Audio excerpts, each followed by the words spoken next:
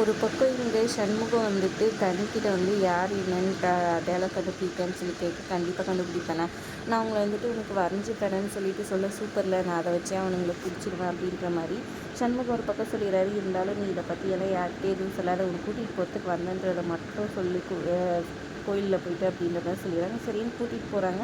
கூட்டிகிட்டு போயிட்டு எல்லாரும் டென்ஷனாக இருக்காங்க, எங்கடா போயிருந்தா அப்படின்னு சொல்லி எல்லாரும் கோவமாக கேட்க, இல்லை கண்ணி கூட்டிகிட்டு வரேன், இந்த தங்கச்சி மட்டும் இல்லைன்னா எப்படி அப்படின்ற மாதிரி சொல்லி ஏமாத்துறாரு. இவன் ஏதோ ஏமாத்துறான், ஏதோ ஃப்ராடுத்தனம் பண்ணிட்டு வந்திருக்கான் அப்படின்ற மாதிரி பரணி ஒரு பக்கம் சொல்லிடுறாங்க.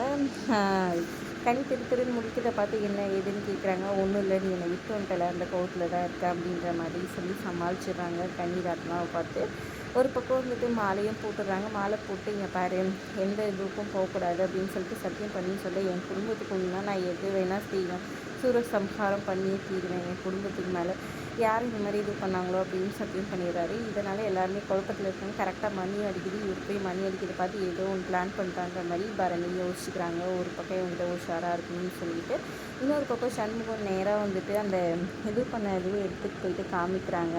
அதாவது அவங்க அப்பா வந்துட்டு கயிறு கட்டி இது பண்ணால் அந்த கயிறு எடுத்துகிட்டு போயிட்டு காமிக்கிறாங்க. இந்த கயிறு அவருக்கு தெரிஞ்ச டீட்டெயில்ஸ் எல்லாம் வந்துட்டு சொல்கிறாரு. அவர் அதுக்கப்புறமா அதை வச்சு வந்துட்டு இது பண்ணலாம், இன்னும் கொஞ்சம் இது பண்ணலாம் அப்படின்ற மாதிரி சொல்லிடுறாங்க. இங்கே ஒரு பக்கம் நம்ம கனி வந்துட்டு ஃபோட்டோ வரைஞ்சி கொடுக்குறாங்க.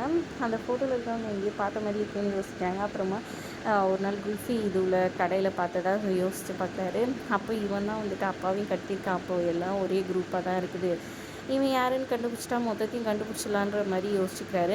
நேராக போயிட்டு இதை ஃபோட்டோ முத்துப்பாண்டிக்கிட்ட காமிச்சு யார் என்னன்னு கேட்குறாங்க. அவருக்கும் தெரியல. ஸ்டேஷனில் விட்டு தேட சொல்லுன்னு சொல்ல, அவ்வளோ ஈஸி இல்லை இதை பண்ணுறதுன்னு சொல்கிறாங்க. அப்போ நம்ம டிஜிக்கிட்டே சொல்லலாம், அந்த அம்மா வந்துட்டு நம்மக்கிட்டே ஹெல்ப்பாக தானே பேசுகிறேன்னாங்க, நம்மளுக்கு ஹெல்ப் பண்ணுறேன்னு கூட சொன்னாங்களா, அவங்க சொன்னால் எல்லா ஸ்டேஷன்லேயும் தேடுவாங்க, நான் சொன்னால் கேட்க மாட்டாங்கன்னு முத்துப்பாண்டி சொல்ல, அதெல்லாம் எப்படி சரிப்பட்டு வரும், ஏதோ சும்மா அன்றைக்கி சொல்லியிருப்பாங்க ஹெல்ப் பண்ணுறேன்ட்டு, அவங்க எப்படி ஹெல்ப் பண்ணுவாங்கன்னு சண்முகம் கேட்க, இல்லை நான் கேட்குறேன் அப்படின்னு முத்துப்பாண்டி ஒரு பக்கம் சொல்லிடுறாரு. எவனாக இருந்தாலும் நான் கண்டுபிடிச்சி இது அவனை கொல்லாமல் விட மாட்டேன்னு சண்முகம் ஒரு பக்கம் மனசுக்குள்ளே வந்துட்டு யோசிச்சுக்கிறாரு. இன்னொரு பக்கம் பார்த்திங்கன்னா, இங்கே பரணி ஒரு பக்கம் டென்ஷனாக இருக்கிறாங்க.